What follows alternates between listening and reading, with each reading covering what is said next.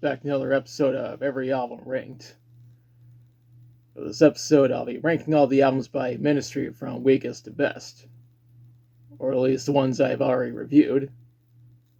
None of the band's remix albums will be included because I didn't listen to or review any of them, and I'm indifferent towards remixes. Keep in mind, this doesn't reflect anyone else's opinion, and it's just my personal opinion. My rankings will differ from those of Al Jourgensen. Now that's a given. With that out of the way, let's get on with the list. At the bottom of the list is, of course, Filth Pig from '96. The majority of people, including myself, say this is the weakest album from the band. Though I don't think this album is bad per se, I do think it's alright. To be fair, it's way better than Ricochet by Rise Against.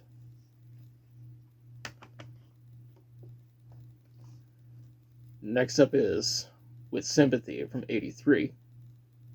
This was the band's first studio album, but it is unfortunate they had no creative control. I still got some amount of enjoyment out of it.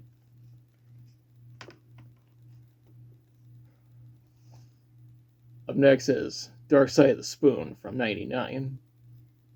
I said in my review that this is an improvement over Filth Pig. However, I still place it among the band's weaker albums. I do appreciate the experimentation that the band did. Moving up, we have Chicago/Detroit '82 from 2019. This has some of the earliest material from the band, even though it is in the form of live material from these guys. Granted, most of the songs that were recorded weren't even on the band's studio albums.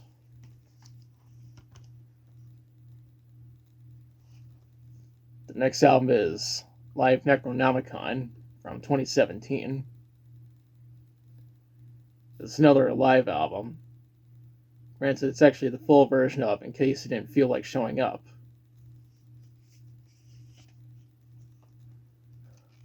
Moving forward, we have From Beard to Eternity from 2013. This was the band's last album to feature the late Mike Scaccia, who sadly passed away before the album was completed. Someone commented on my review saying that they appreciate the experimentation that the band did when making this album, and that's a fair assessment. The next album is Sidetracks from 2004. Now, this wasn't really a Ministry album in the traditional sense, but rather a collection of music from Al Jourgensen's side projects, not including Surgical Meth Machine and Buck Satan and the 666 Shooters. I still got plenty of enjoyment out of this album. Moving up, we have Early Tracks from 2004. This is a collection of early tracks from the band, even though some of them are remixes of existing songs. I can respect the band for releasing their early work on a compilation album.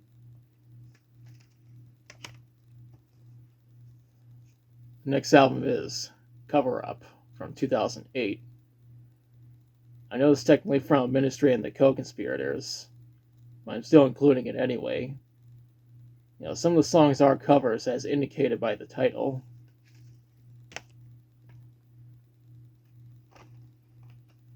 Next up is Undercover from 2010. This is the other album from Ministry and Co-Conspirators. And as you can tell by the title, there are more covers on this album. You can see it right there.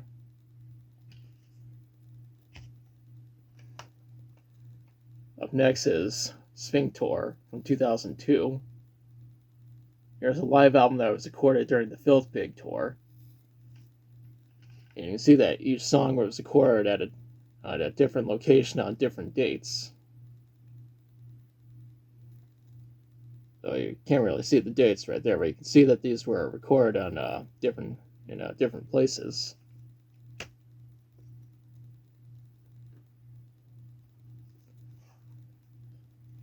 Moving forward, we have Greatest Fits from 2001. Here's the band's greatest hits album. I normally pass on these kinds of albums, but this is one of the rare times where I decided to get it, because it contains the previously unreleased track, What About Us? Next on the list is Animasta Samana from 2003. This is after Al Jourgensen recovered from his drug addiction. And I went into detail about this during my review, as well as a few reviews that came before. Al said that this is his least favorite Ministry album because he didn't think it was fun making it. I can understand where he's going with this, even though I personally enjoy this album.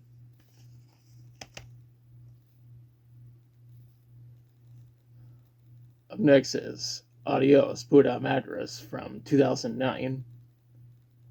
In my review, I mentioned that this was recorded during the band's See You Lay tour, which was intended to be their final world tour.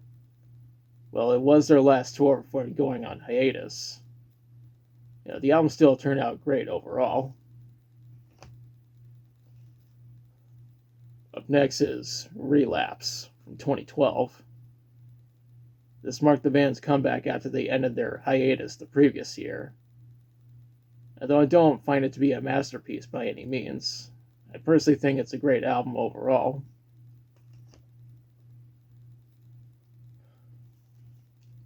Up next is The Squarely Years Revisited. It is a collection of songs that the band re-recorded from their early years. My latest album review is on this album, and I think it worked out quite well. Next album is Toronto 1986 from 2015. It was pretty interesting to review this album, and my review actually got more views than expected. Probably because this is one of the lesser known albums in the band's discography. Moving up, we have Twitch from 86. Someone on YouTube said this album is underrated, and I agree. When I reviewed this album, I said that it kind of foreshadowed what the band was going to do on their next album going forward.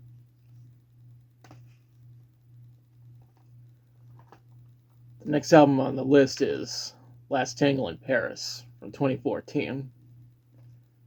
When I made my review, I said that I appreciate how the concert was spliced with rehearsals, interviews, and even footage from when the band was making From Beer to Eternity. Bonus points for the Blu-ray being region-free. Moving forward, we have Americant from 2018. This was fun to review given the fact that it's an anti-Trump concept album, and not just any ordinary anti-Trump album. In many ways, it's a callback to when the band made their anti-George Bush album trilogy in the 2000s.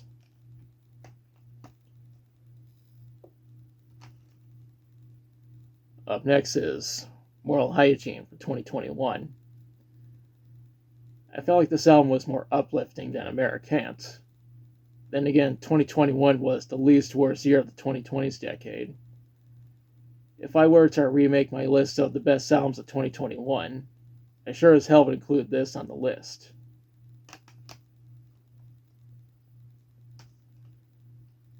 Next up is Opium for the Masses from 2024. In many ways, this album is superior to its predecessor, and it's even heavier. If I hadn't overlooked this album, it would have been included in the top 3 of my list of the best albums of 2024.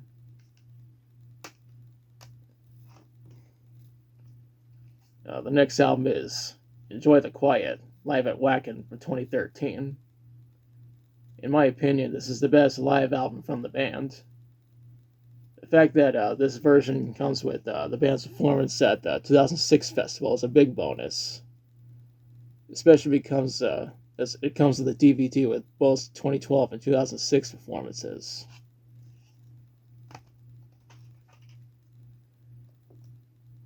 Moving up, we have Houses of the Mole from 2004. Here's the first of the band's anti-George Bush album trilogy. The band really hated Bush. And I know for a fact they hate Trump even more. The next album is A Land of Raven Honey from '88. This marked the turning point for the band, having completely shed their synth-pop sound in favor of industrial metal.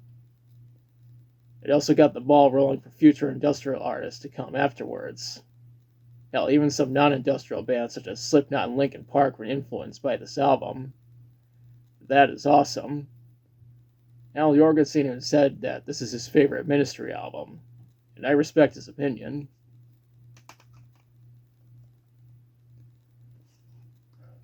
Next on the list is Mine is a Terrible Thing to Taste from '89.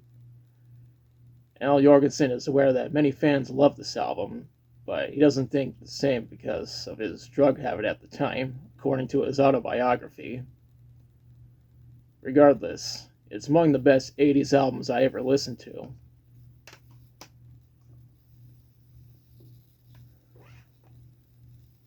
Next album is Rio Grande Blood from 2006. Here's the second in the band's anti-Bush album trilogy. My review on this album did better than expected, and I think it's pretty cool that some of the songs are featured in The Hurt Locker. Al even ranked this as his second favorite Ministry album, and I respect his opinion. The runner-up is The Last Sucker from 2007.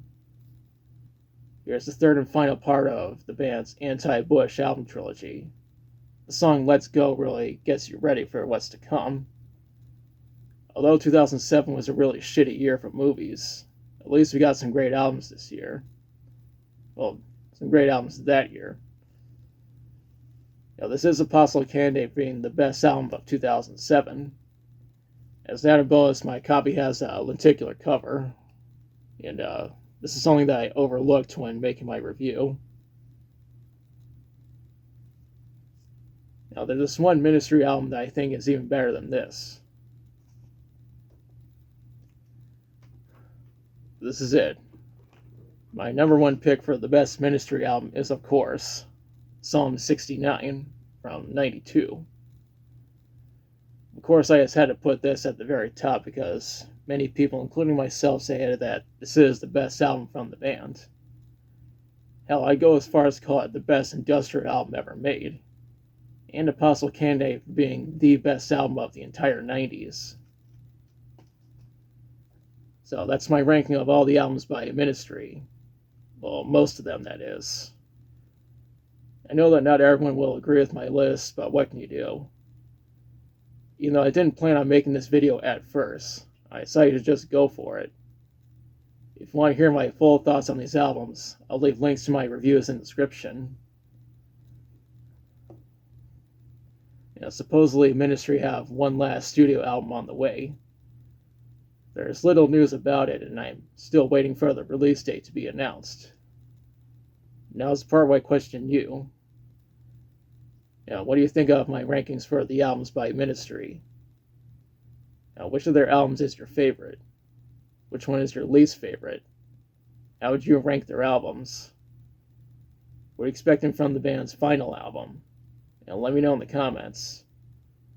If you liked the video, be sure to like, share, and subscribe.